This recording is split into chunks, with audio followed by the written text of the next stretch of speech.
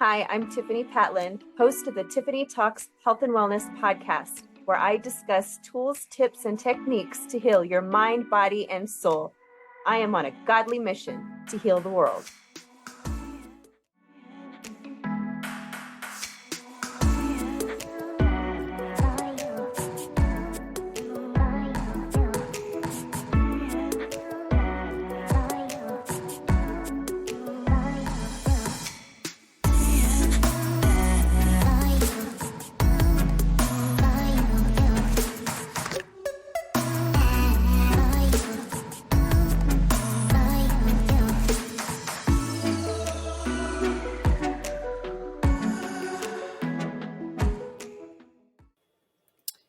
So today I will be talking about what you can do when you don't have money for Christmas.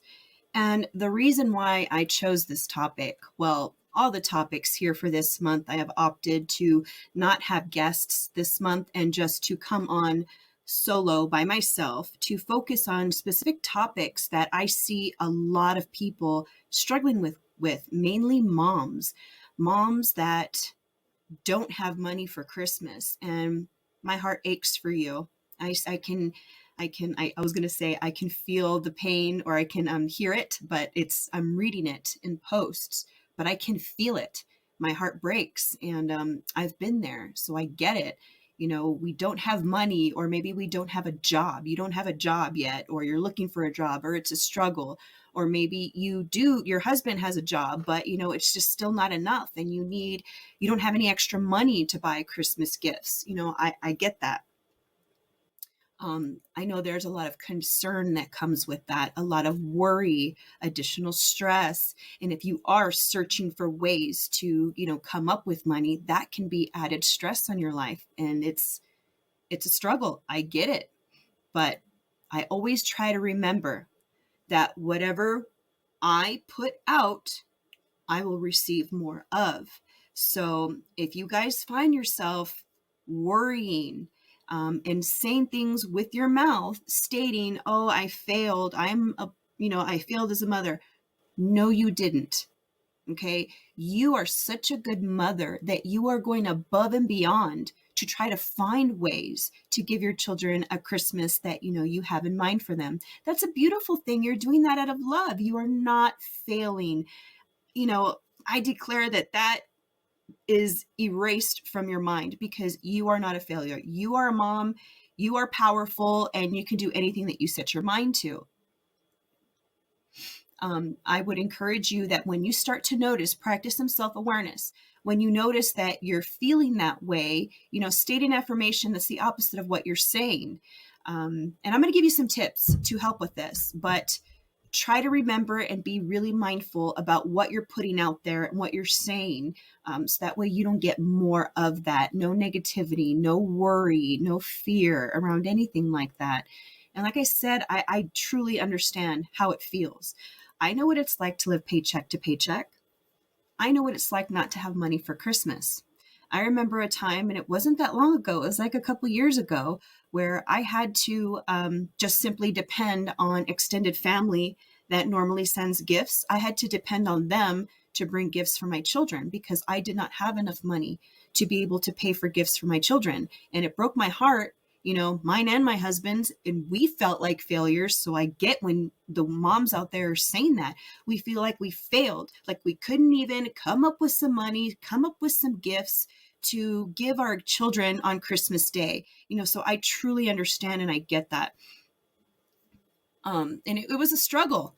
Sometimes we had to go to the dollar store, and that actually worked because our children were small enough that they didn't understand. They couldn't look at a toy and be like, "Hey, this came from the dollar store." Like, they don't comprehend, they don't understand that. So that actually worked to our benefit. So if any of you are out there, that's a free giveaway that I'm saying. It's not part of the tips that I had, but it is information, and it is something that a lot of us can do. Come on, the dollar store, they have a toy section. They have coloring books. They have reading books. They have stickers. If your children love stickers, my kids love stickers. There's so many things you can do. You can wrap one coloring book. You get a couple coloring books. That's 2 gifts right there. Get some crayons. That's 3 presents that they can open up. You know what I mean? Like there's ways to do that. Like I'll just give you another example of what we've had to do when we didn't have money and it was our children's birthday. What we opted to do was, it's your special day, meaning you get to be in charge, because typically who's in charge? Mom and dad, right? We tell them what to do. You need to go clean your room, go brush your teeth. It's dinner time. You need to eat it. That's what's being served. You know what I mean? So I felt like, why don't we just let our children be in charge for that day? And it's worked. It's like, hey, you're in charge today. What are we having for breakfast? Donuts? Okay. Just one day. And we do monitor the amount of sugar intake still. But hey, let them have a donut. It's his birthday. Whatever they want for lunch. Okay, well, what are we doing next? Are we going to go outside? Are we going to color? Are we going to play a family game together? Video games? Like, what are we doing? It's your special day. So that's something that we would do for our birthdays because we didn't have a lot of money and we're going to eat anyway, right? So it was just allowing our children to be in charge and choose what we were going to eat that day, what we were going to do, which doesn't cost money. So that was something that worked. So I totally understand what it's like to not have money and still try to provide a happy, special experience for your children. I do understand. And as always, I like to bring research into everything. And I found a peer-reviewed study called Volunteering and Health Benefits in General Adults, Cumulative Effects and Forms, states the following. That's what it's called. That's the peer review. I'll make sure I put a link if you guys want to read about it more in its entirety. This is just a couple pieces I plucked out as it ties into this topic, because volunteering is a great way to give. Gift giving is a great way to experience the spirit of Christmas, but that is not the only thing. You could teach your child the importance of giving to others by giving your time. Maybe this year, instead of receiving gifts, we're going to go bless others. We're going to volunteer our time. We're going to go help these people wrap gifts. We're going to help Toys for Tots load gifts. We're going to help, I don't know, do you have neighbors? Do you know of people that need help? Like they have a hard time running errands, something that you can do that they can't do. These are all amazing, great ways that do not cost a dime that you can use to help other people. So volunteering. So this peer-reviewed journal states that volunteering should be promoted by public health. I agree. I feel like volunteering and helping is not widely talked about. When it comes to Christmas, everybody, adults and children included, immediately think about, oh, I need to give a gift. I need to go buy something and give it to somebody. But there's so many more ways than just spending money, buying something, wrapping it, and giving it to somebody. Volunteering is such a great way to give. You can give your time, you can give your love, you can give your knowledge. There's so many things that you can give. So anyways, back to this. It says volunteering should be promoted by public health, education, and policy practitioners as a kind of healthy lifestyle, especially for the social subgroups of elders, ethnic minorities, those with little education, single people, and unemployed people who generally have poorer health and less participation in volunteering. The beneficial effects of volunteering on health outcomes have been well documented. Research has found that participation in voluntary services is significantly predictive of better mental and physical health. So there you go. There's the research. It's beneficial to your mental and physical health. And like I said, I'll make sure I put a link down so you can read it in its entirety. Now, solutions. I already mentioned a few already. And it's really just about, if you are a mom and you're listening to this episode or watching it on replay, whatever, and you feel like a failure, please hear me when I tell you, you are not a failure. You can save Christmas. It does not have to be about gift giving. It does not. You have the power to recreate a very unique, amazing, special Christmas experience for your children. This year does not have to be like last year. It can be completely different. You do not have to do what society tells you to do. You can create your very own experience for you and your children, and create it in a way that resonates with you as a parent, what you want your children to learn. You can give away your time, like I mentioned, to help somebody. Every single person in this world needs help with something. Think about your talents. What do you need help with? What do you know how to do? Are you well versed in nursing? I know a lot of moms have a hard time with nursing. We have a lot of information with that. Honestly, I go on Facebook or any social media platform, find women, a group of women that are struggling, and share your knowledge. That's just you doing that solo. That's not necessarily something for your kids and the whole family, but that's something you as a person can do to give your time away. If you're just a single person that doesn't, have money for anything, that's something that you could do to share the gift of knowledge. That's why they call it that. They call it the gift of knowledge. And you would actually be giving the gift of knowledge to your children if you created an amazing experience for them. Like, I think I mentioned it before, there is that Toys for Tots. There's others. I'm also an ambassador for the Bless app. See, I'm sporting it today, my amazing shirt, Share a Need and Meet a Need. So again, I'll put this link in there for you so you can reach it. But if you want to help somebody, there's people that share their needs on there. And this app, the founder, Tara UCB, I hope I pronounced your name right, she encourages people to not just post what you need, but to also see how you can meet another person's need, because there's power in giving and helping others, volunteering others. More will come back to you, but don't do things because you're expecting something to come to you. Do it out of the goodness of your heart because you want to be giving and loving. And that's something beautiful to share with your children. If they see you helping other women or helping men or helping whoever it is, if your children see that, they're learning. You're giving them that gift of learning what it's like to give your time to help other people, and they can be a part of that. You know what I mean? I encourage you to go see the elders. They say that a lot, right? There's elders in the home that are alone for whatever reason. Maybe they don't have family, or their family is too busy, or whatever the case may be. You can take your children to those places. I don't know if the rules have changed because of COVID, so forgive me, but I would encourage you to look into that, because if you can still do that, just having, your children being around the elderly, to some, it lights them up. It puts a smile on their face, and that doesn't cost any money. You know what I'm saying? Like, you're putting a smile on people's face. You're giving them joy just by bringing your children around them. Like, there's so many things you can do.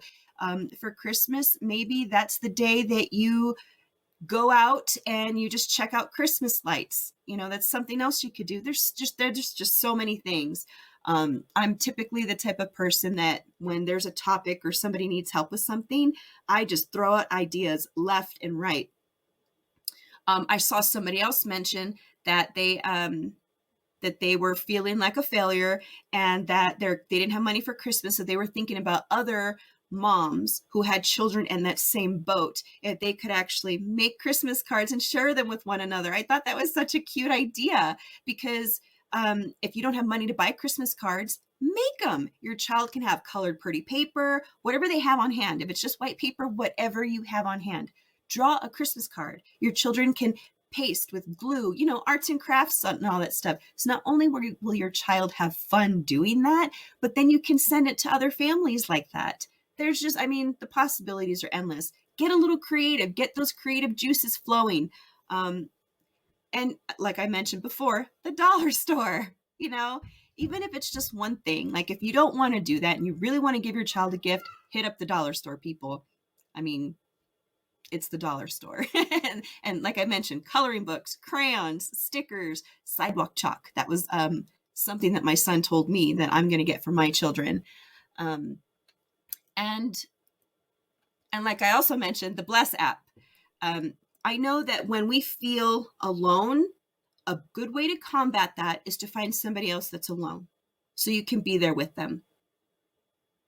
If you know of another family that doesn't have enough food or gifts or anything for Christmas, maybe combine forces with them and celebrate Christmas together. So you guys can bring the little food that you have and have enough food for everybody.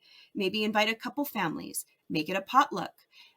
Maybe Christmas won't be about gift giving. Maybe it could be where you just play a ton of games, a ton of fun and laughter. This Christmas, we're not going to give gifts. We're just going to live in laughter. I mean, again, there's just so many things that you can do. What I really want people to get out of this episode is that the spirit of Christmas and giving does not have to be a tangible item. It can be something else. It can be anything that you can think of. I've mentioned so many things. I hope it sparks, your creative juices to start flowing so you could start thinking of what to do. There's a wealth of knowledge on the internet. There's ways to do this. Do not sit there feeling alone and depressed like a failure. Use that beautiful brain of yours. Come up with something, create something. If you're lost, if you're stuck, ask your kids, ask your children, ask them. Maybe they want a certain something, maybe there's something else, like ask them. Challenge. Here's a challenge. I challenge you to ask your child, if you could do something else, if you could have something else besides receiving a gift for Christmas, what would it be? I'm so curious to see what they would say. You know what? I'm going to go ask my kids that. That's a good question. I'm curious as to what mine would say.